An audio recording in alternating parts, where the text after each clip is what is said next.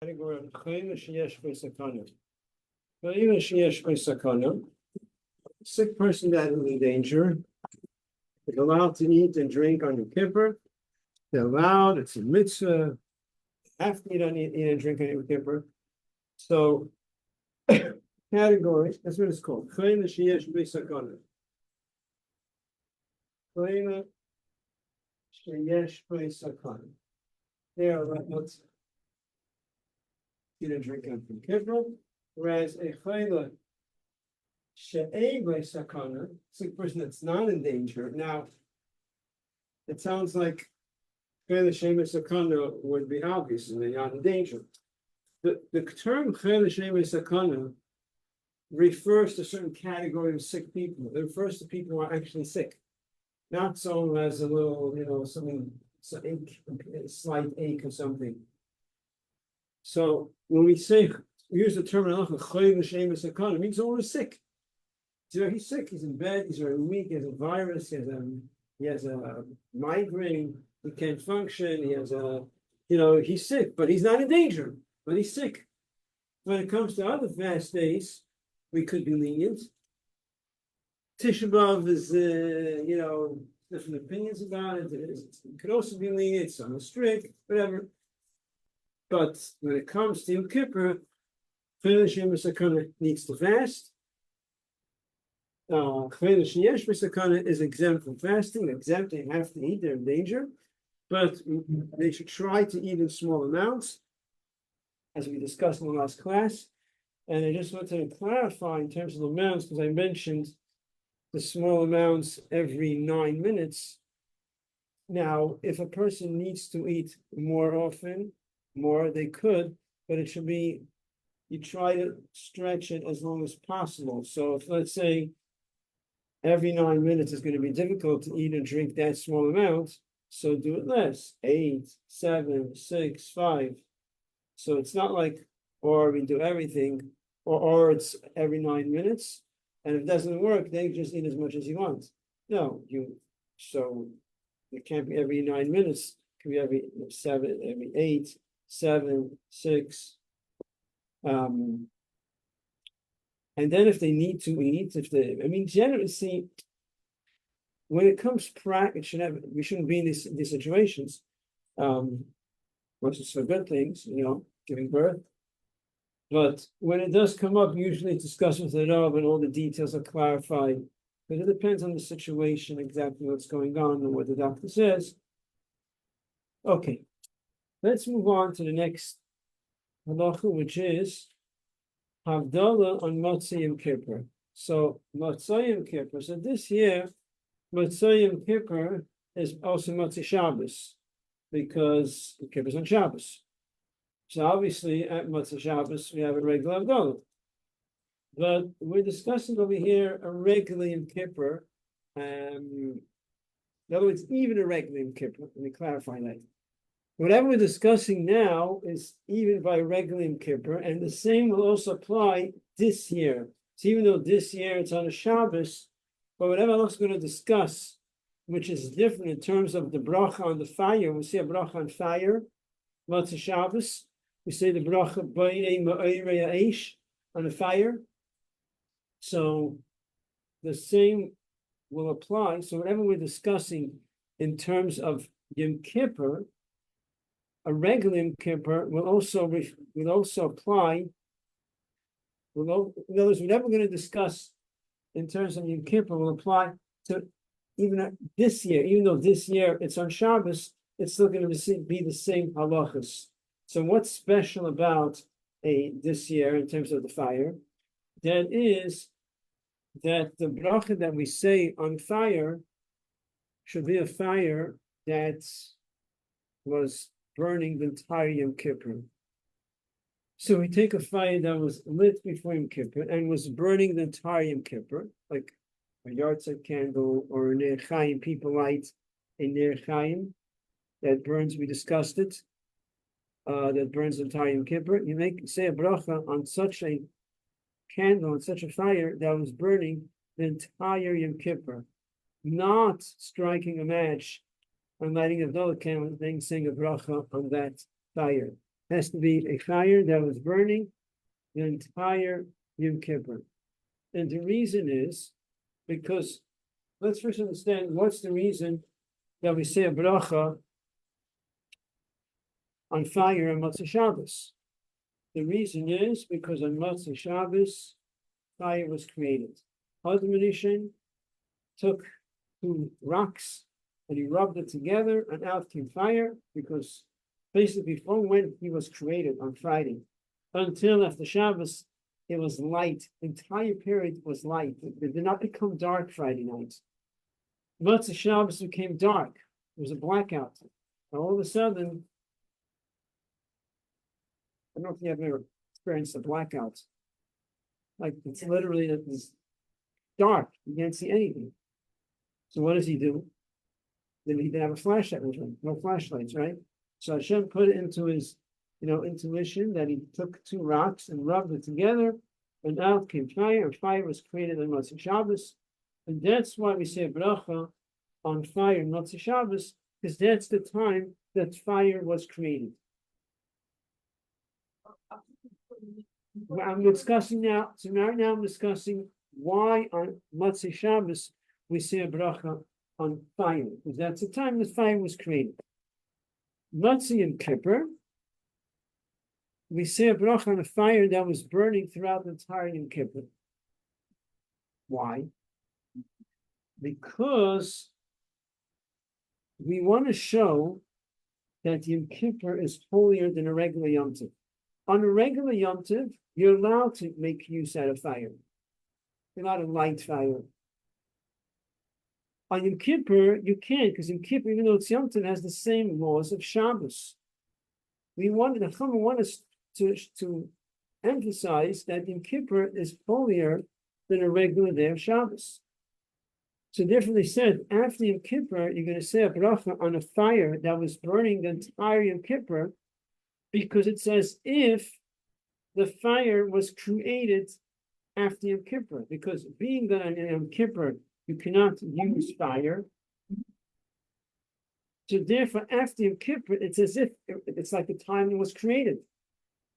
So after Yom Kippur it's like the time it was created. So we say a bracha on fire, and also we say a bracha on fire that was burning throughout the entire Yom Kippur, to show that Yom Kippur is holier than a regular Yom Tov, that on a regular Yom Tov you're allowed to make use out of fire, but on Yom Kippur you cannot make use out of fire. Yom Kippur is holier than a regular day of Yom Tov. So that's why after Yom Kippur we say a bracha on fire that was burning the entire Yom Kippur, and even this year Yom Kippur is on Shabbos, it doesn't change. It's the same thing. The bracha on fire that we say after Yom Kippur has to be a fire that was burning the entire Yom Kippur. It doesn't work with saying a bracha on a fire that you just lit. You took a match, you struck a match, and out came fire. You can't say bracha on that after Yom Kippur. It has to be fire that was burning the entire Yom Kippur. So therefore, what we use is a fire that was so either people have a yahrzeit candle, or we discussed the Ner Chaim, right? Remember we spoke about a Ner Chaim. So you want to make sure to use a before Yom Tov, when you buy yourself a Ner Chaim, we discussed it, not to use a 24-hour candle, use a 26, and at least some using a 28. And then we didn't discuss it here. Okay.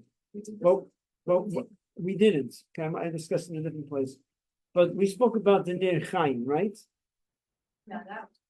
We spoke about that there's a custom that in every household they light a fire, they light a candle that burns the entire Yom Kippur to represent the Torah that came down on Yom Kippur.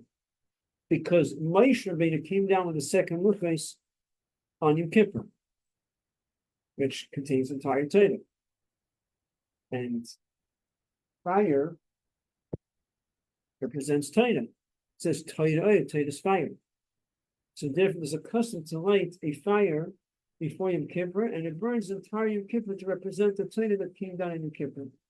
So we use that candle. That's so when you buy such a candle, you can buy a 24-hour candle. But if you're buying a 24-hour candle, chances are that when Yom Kippur is over, the fire is going to be out. Because from when you light it until you come home after Yom Kippur, it's more than 24 hours. So it's better. So you want to buy a 26-hour candle. I think a 26, I was always using the 28, but I think 26 also works, a 26-hour candle. And then you see a bracha on the fire. Now, what about the Havdalah candle? So what you do is you take the Havdalah candle and you light it from the fire, and then you say a bracha on both together. So that's the preferable way.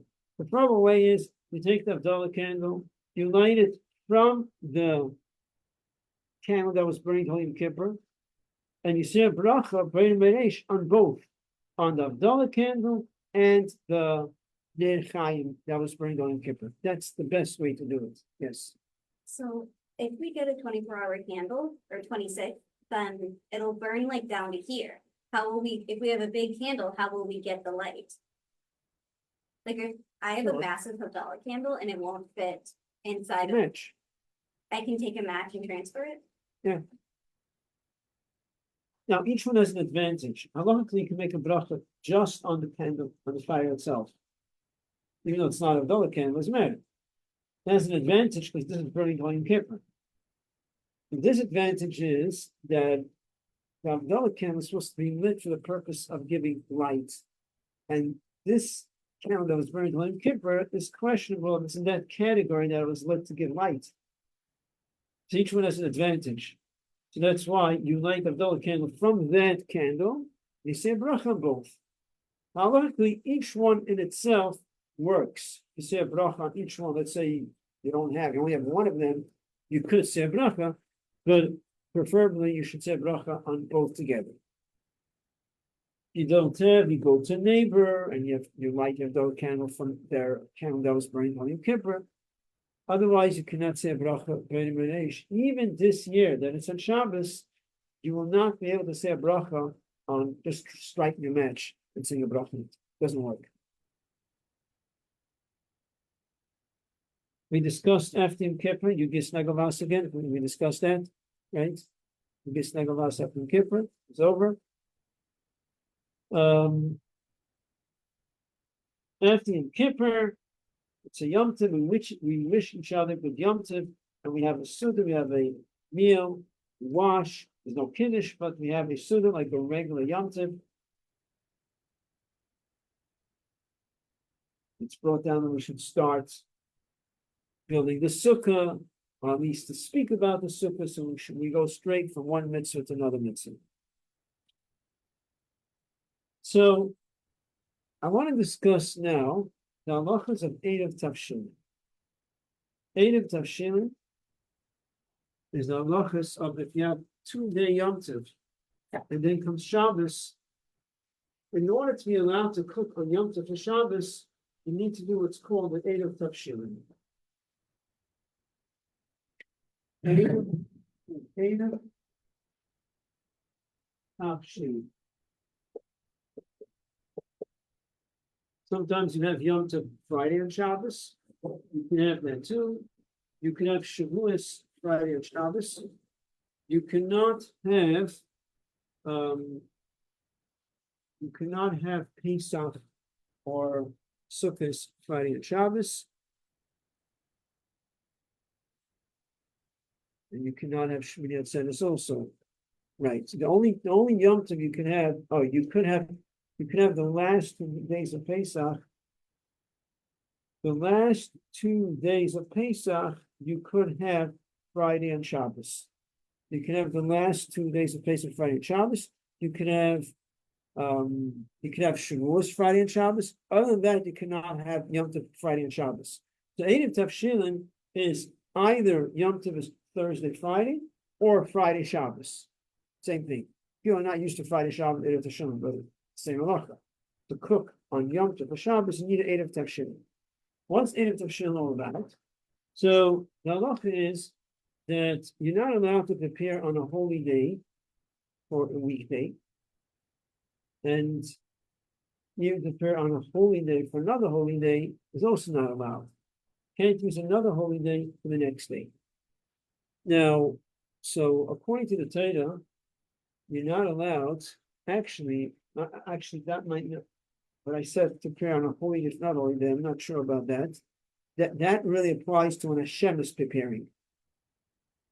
In other words, if Hashem, remember we spoke about an egg, a chicken lays an egg on Yom Tov after Shabbos. So you have Shabbos, then comes Sunday Yom Tov. The chicken lays egg on Yom Tov. So then, according to the Torah, you cannot eat the egg that was laid on Yom Tov because in order for chicken to lay egg on Yom Tov, it has to have been prepared on Shabbos. And being that it was prepared on Shabbos, you cannot eat it the following day because you can't have a holy day preparing for another holy day. Even though you didn't do it, Hashem did it, it doesn't matter. We learned from a pasuk that the preparation for holy day has to be done on a weekday. So you cannot have preparation for holy day being done on a holy day. That's in terms of even Hashem. In terms of us, I have to double check about that, but that's not really a discussion now. But in other words, if it doesn't really come up, because when we talk about preparing on the first day of Yom Tov, but the second day of Yom Tov, it's not really preparing on a holy day for holy day, preparing on a holy day for a weekday, because the second day of Yom Tov is, according to the Torah, a regular day. So though we have to keep 2 days of Yom Tov, because Chacham tells us you must keep 2 days of Yom Tov, that we discussed in detail in another class, but according to the Torah, the second day is really a weekday. So we are not allowed to appear on the first day of Yom Tov for the second day, because technically the second day is a weekday. Now, according to the Torah, that means any type of preparation, cooking, any type of preparation, you cannot do on the first day of Yom Tov and the second day.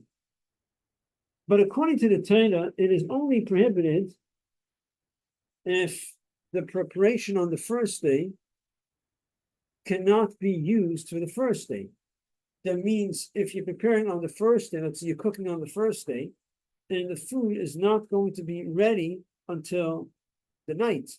So according to the Torah, if you cook on the first day of Yom Tov, and the food is going to be edible during the day, even though you're cooking for the next day, according to the Torah, you're actually allowed to, because being that you're able to use that food for that day, you're allowed to cook on the first day. Now, I'm not saying you're allowed. I'm saying min ha-Torah, you're allowed to do that.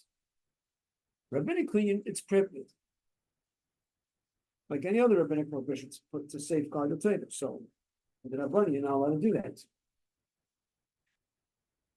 Now, when it comes to 2 days Yom Tov and then Shabbos, like this year, 2 days Rosh Hashanah, then Shabbos, 2 days Sukkot, then Shabbos. Now comes the second day of Yom Tov, second day of Rosh Hashanah, Friday, and you want to cook for Shabbos. So now you're not allowed to cook on the second day of Yom Tov for Shabbos. It makes it very difficult. Now, essentially, Chacham say, really, in this case, we should allow you to cook on the second day of Yom Tov Shabbos, because it's very difficult. In other words, the reason why the Chacham are strict, part of the reason is because they say, we want to make sure you don't transgress in the Torah. And also, you could cook the following day. Why shouldn't you allow you to cook on the first day for the second day? So actually, that is the main reason. The main reason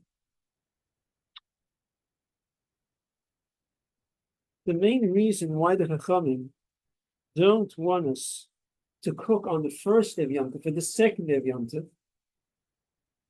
is because they say today is a holy day. There's a mitzvah to enjoy Yom Tov. Why are you cooking today? Should be simple as Yom Tov. Cooking for tomorrow? You'll cook tomorrow. Why are you cooking now? But when you have 2 days of Yom Tov and then Shabbos, there comes the second day of Yom Tov, it would be reasonable, from themselves say, reasonably we should allow you to cook on the second day of Yom Tov for Shabbos, because you can cook on Shabbos. Yes, it would still be prohibited to cook at the end of the day when you cannot benefit on the same day. But if you cook early in the day where you could benefit from it, it should be allowed. If I'm saying, I was saying, really, we should allow you to do it because there's a reason why you're cooking today and not tomorrow, because tomorrow is Shabbos. However, the Chacham in the same breath say, however, we're gonna prohibit you unless you do what's called an Eid of Tavshil.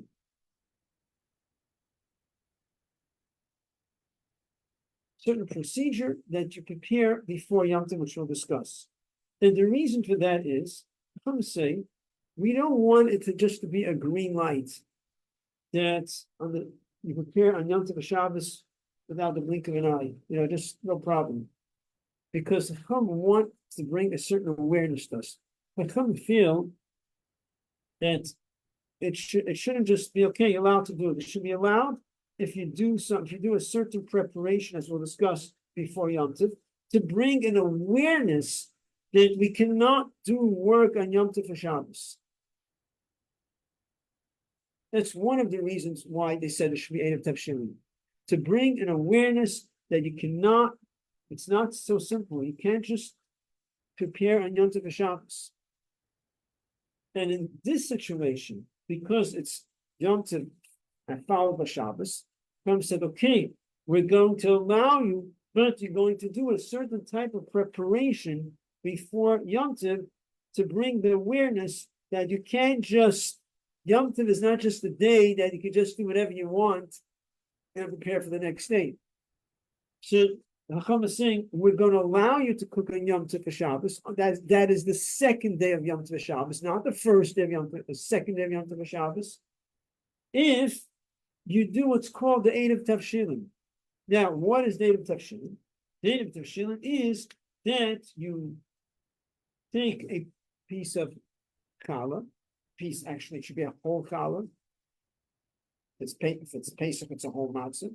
And take a piece of fish or meat, and take a food that's eaten with bread, with a challah, not just, potatoes. It should be a food that's goes together with bread, right? Let's say, if you make a sandwich, people make a sandwich with bread, like there's tuna fish, meat, something, eggs, something that goes with bread, something that's Shabbat called a lafton, something that's literally, it's finished, something that spices the bread, so to say, something that comes with bread.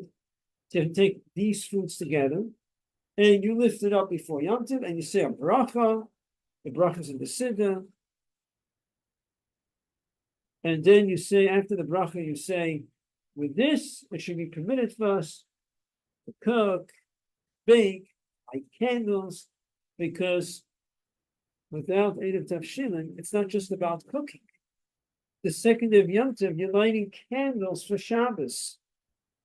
If you don't have an Eid of Tavshilin, you wouldn't be allowed to light candles on Yom Tov for Shabbos, because that's preparing from Yom Tov to Shabbos. Any preparation is not allowed unless there's an Eid of Tavshilin.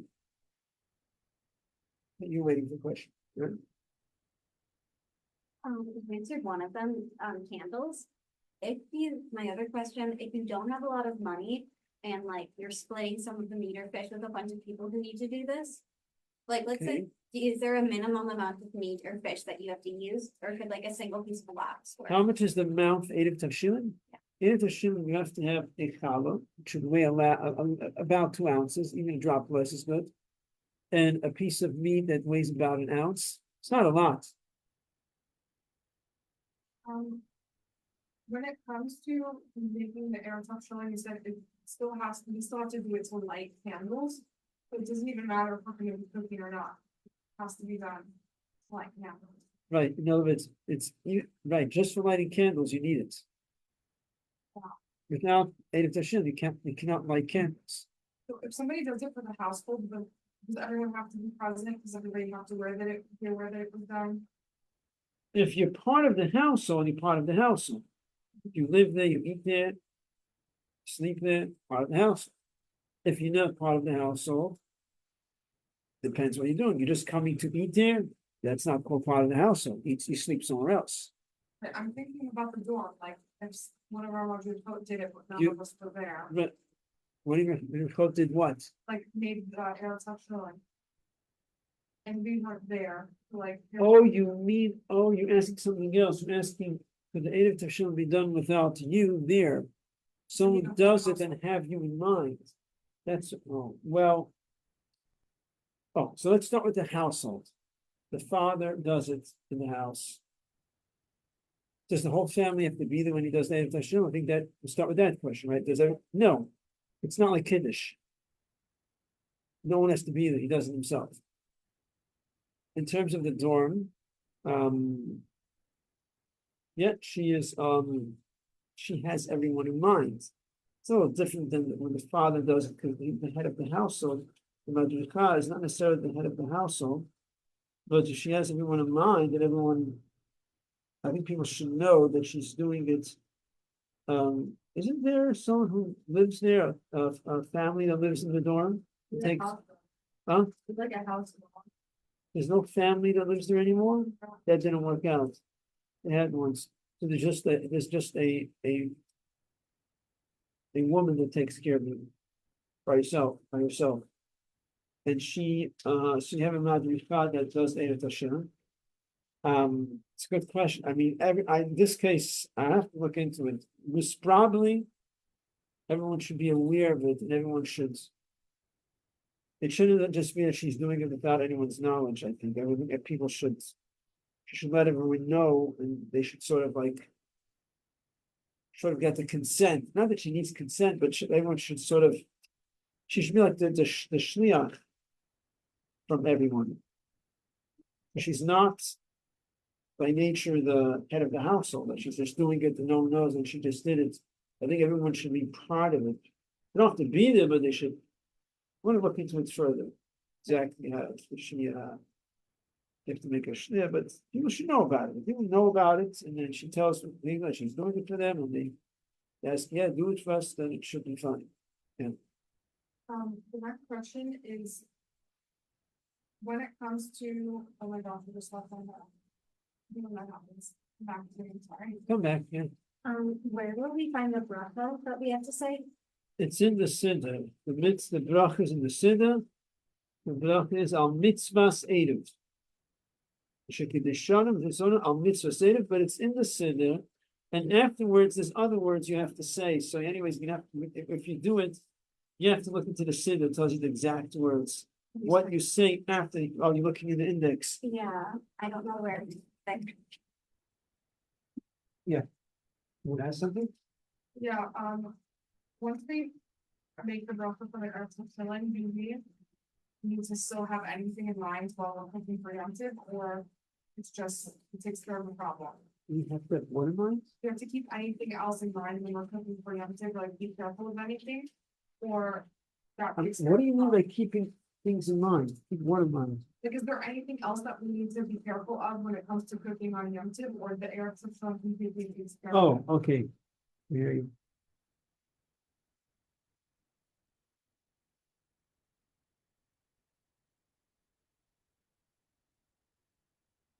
Here it is.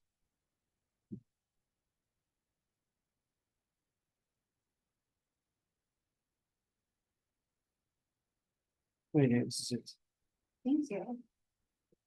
Okay, so what is important is, because remember, according to the Torah, you cannot do any malacha on your first day to the second day if you cannot benefit from it on the day of Yom Tov. So any cooking that you will do, one will do on the second day of Yom Tov. If he does it at the end of the day, it's not going to be ready until the night. Erev Tavshilin doesn't help, because that's prohibited by the Torah. Erev Tavshilin can only help to something that's prohibited rabbinically. So you need to make sure that whatever you're cooking should be prepared before Shabbos comes in. And that brings us to a very important halacha. That is, many times people prepare challah in a crock pot before Shabbos. They put it up right before Shabbos, which is okay. They put it in raw. Yeah, familiar? They put it in raw meat right before Shabbos, and it cooks slowly. It cooks into Yom Tov, it cooks into Shabbos. You can't do it. You do it all year round, but you cannot do it when you have Yom Tov going into What Shabbos. if it's like half cooked? Huh? What if it's half cooked before It has Shabbos? to be completely cooked before Shabbos. You have to be able to eat it before Shabbos. But 'cause is it otherwise- halfway cooked, isn't it the same halacha for Shabbos? You can't put in just In- like raw meat. So in right? It has to be regards to Shabbos, the food has to be half cooked, or if it's meat, it has to be raw before Shabbos.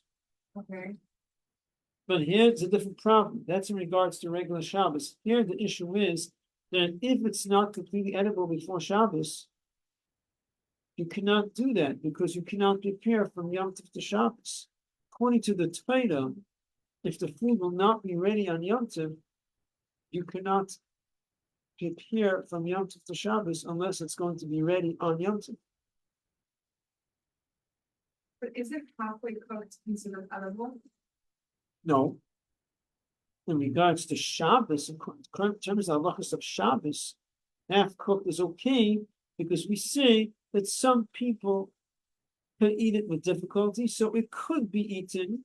So therefore, we're not concerned that a person will come to stir the coals to make the fire higher.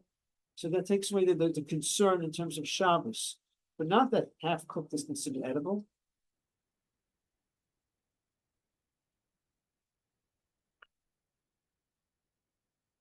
Now, another thing, talking about what do we have to be careful about, that the Erev Tavshilin should not be eaten until you finish doing all the preparations for Shabbos.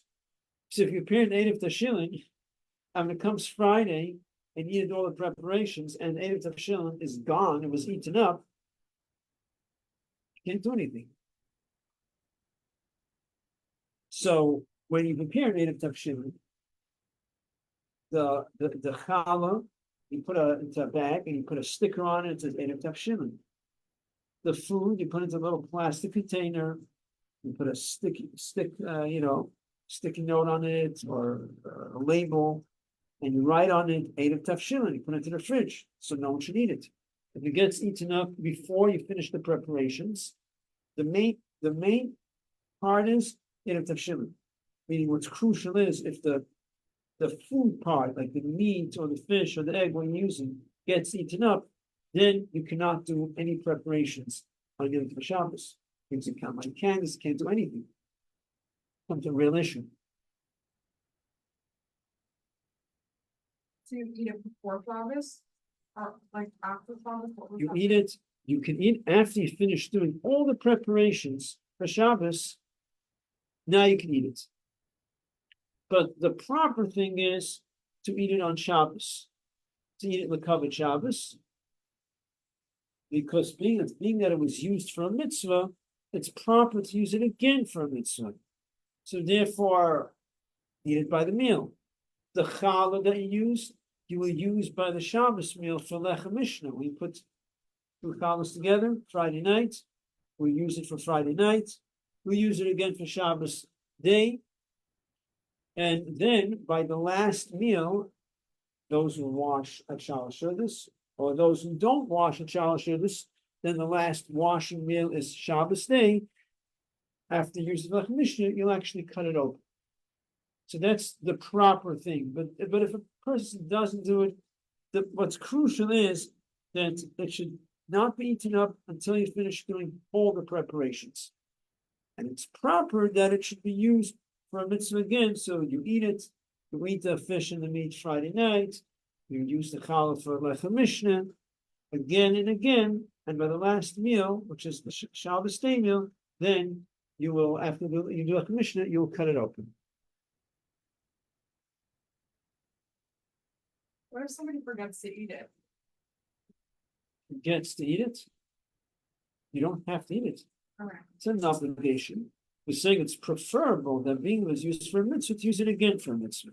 It's preferable, but it's not obligatory. You have to do this before every Yom Tov, like, or does it cover it? Like, well, yeah, I guess, never mind. You mean if you keep it, you freeze it, let's say, and you put it away. Yeah, like you have it in mind for like sukkahs. Okay, so there's the technical aspect, how's it gonna stay fresh, the meat, if you freeze it, let's say, right? There's actually a machlokes in Shulchan Aruch, if it works on the table. There's a machlokes, two opinions. So we avoid it, it's questionable, so we don't do it. So we use it up. If it's still around, then it's then it's according to some opinions, it's still good. But usually it's eaten up by then, so it's not an issue.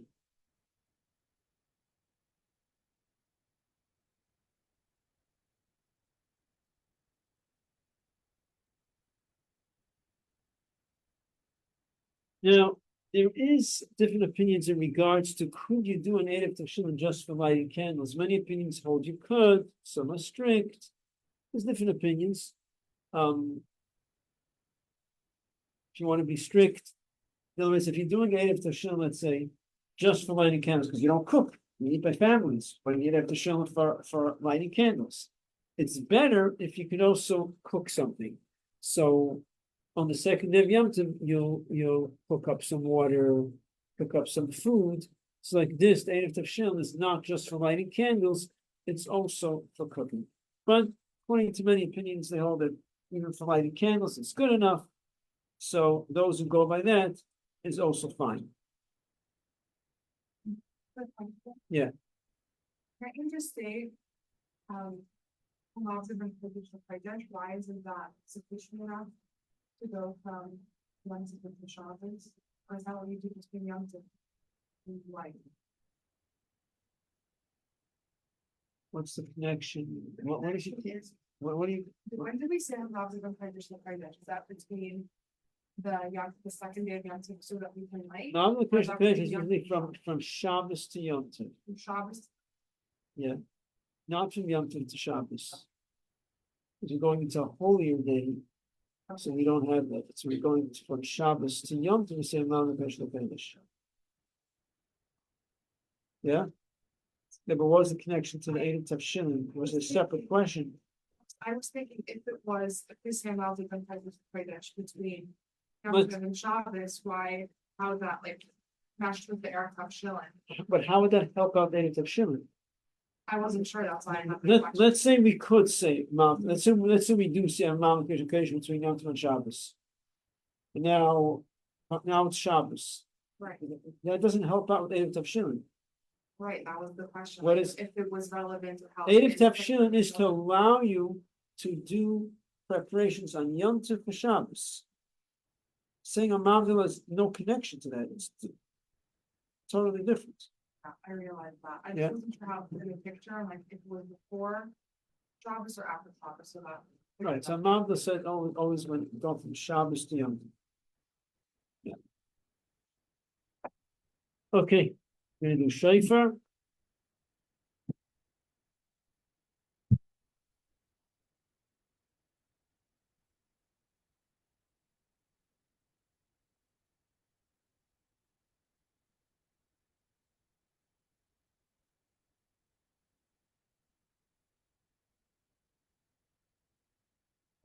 It's together, girls also, mind when you come up? Yeah.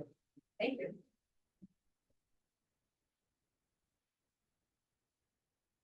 Oh.